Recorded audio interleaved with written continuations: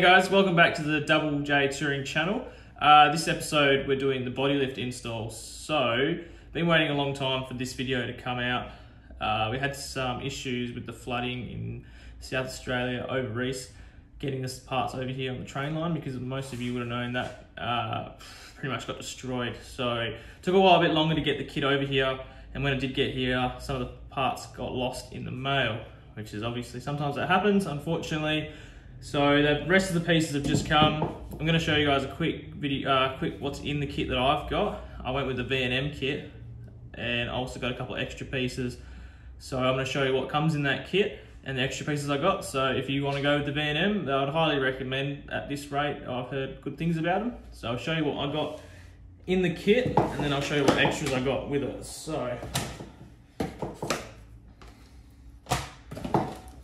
So in the kit, I'm just lifting the cab, not doing the tray, because the tray is already lifted as it is with the spaces. So it comes with your poly blocks, two sizes there. These ones for the front, these are for the back. 50mm. This is a 50mm body lift as well. Airbox extension hose, so you have to extend that down into the turbo. Comes with two hose clamps, your joiner, and then just a little bit of obviously plastic to join them up together so your hose clamp go on. And then we've also got the drive shaft extension. So I've just had a look at that to see how that goes. Drive shaft extension.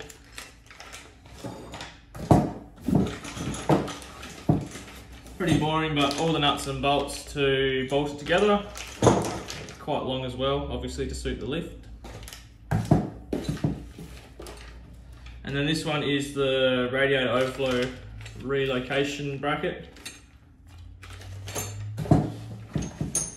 And then this one is for the radiator drop bracket kit as well, so that drops down so that way the fan shroud stays in place when you lift the car up. And then also you've got 20 pages worth of instructions, heaps of photos and that stuff, but I am going to do a step-by-step in this video. I've never done one before, but I'm going to show you guys step-by-step. And yeah, so we can see what I do, and then hopefully you guys do the same, and if you want to change up, then that's cool. And then it also comes with a certificate of authenticity that you can then get an engineer to sign off on to say that your body lift was installed and it's a proper kit. And that's everything in the basic kit that you get just for the cab. I've also gone ahead and ordered mud skirts as well.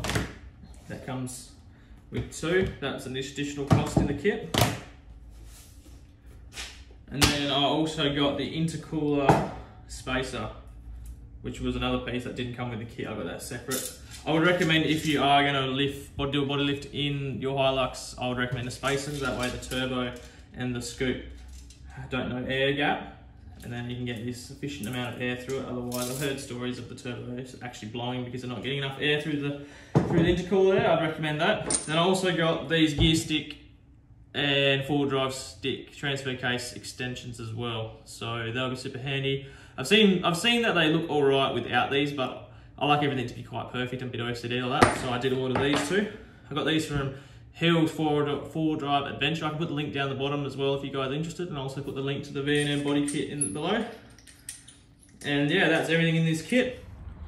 Alright guys, so the first step we're going to do is we're going to take the bumper off, the grille, bash plates, center console at the front there, possibly the back seats as well. Also going to label everything in Ziploc bags so we don't lose any bolts and having leftover ones at the end. So that's the first step. We're going to get into that, and we're going to start that now.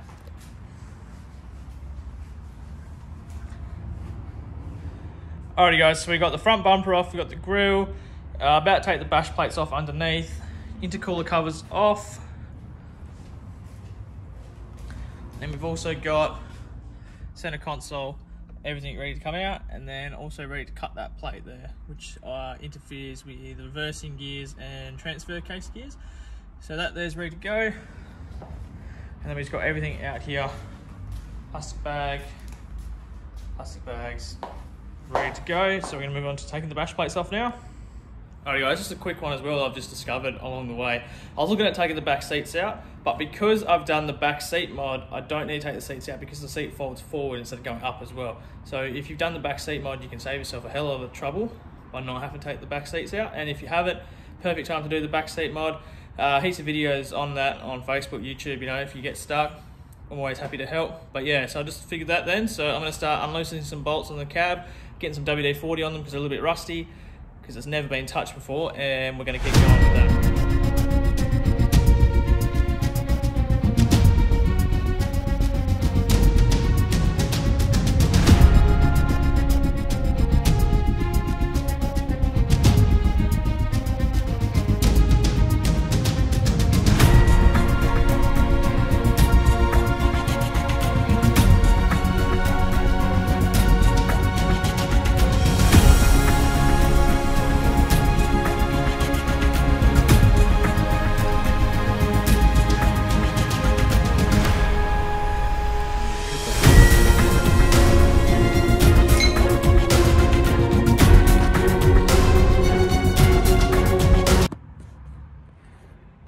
Alrighty guys, so it's been a massive 2 or so hours. I got the old man around helping us with this one. So we've got the steering shaft is been undone, ready to be lifted. Drop brackets in on the radio, ready to be lifted. Disconnected. All these, they're all ready to go. All ready to go. So I'd recommend doing this with 2 people. It's quite fiddly. We are just about to start jacking it up. I'm gonna put a time lapse up of that so you guys can see that. Yeah, but it's been good so far. Garage is an absolute mess. But yeah, and we decided to take the back seats out as well. Just ease of access to get in there to those bolts down there. So yeah, guys, stay tuned and I'll put the time lapse up.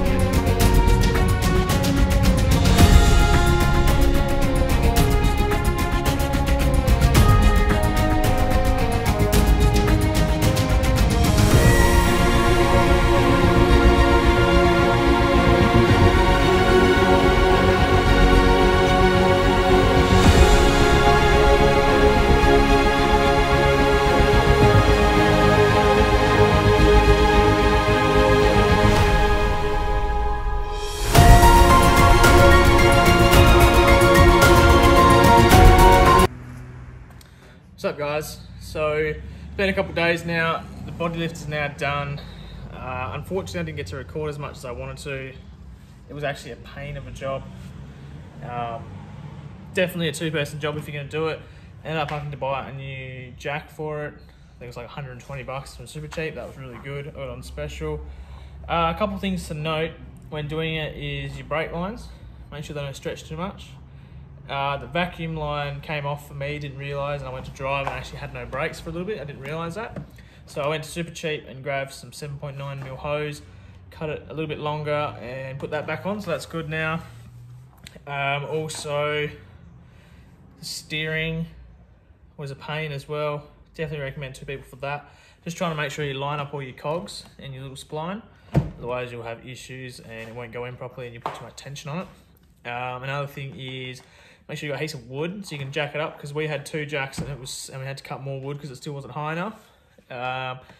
Another thing would be that I've done is around the gear stick and the transfer case, I've actually taken the metal plate out all together and just got a little Dremel around the corners on the left hand side where the 4-wheel drive goes, and it goes into neutral, 4 low and 4 high, because that was hitting against the body of the floor. So I've taken that out and I've actually put some heat resistant silicone in place and then put the rubber boot back on to stop the heat and the noise from coming back through. That seems to be working good so far.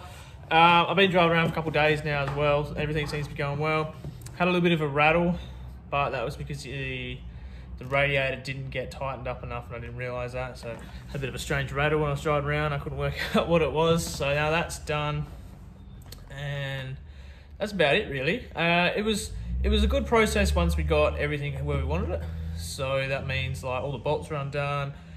Left the driver side was the hardest and the passenger side was just cream. So I'd recommend doing it with 2 people. I got a little bit of footage of doing it. Unfortunately, I don't have the step-by-step like I wanted to do because of how much time consuming it took. I think it took about 8 hours with me and Dad, and Dad's a mechanic, so yeah, I got him around just to help, just in case anything went wrong. And yeah, it took a little bit longer, so I didn't get to record as much, but I have a little bit of footage and I'll include it, so it won't be a very long video, this one. But yeah, so that's it, guys, and then I'll catch you on the next one. Thank you.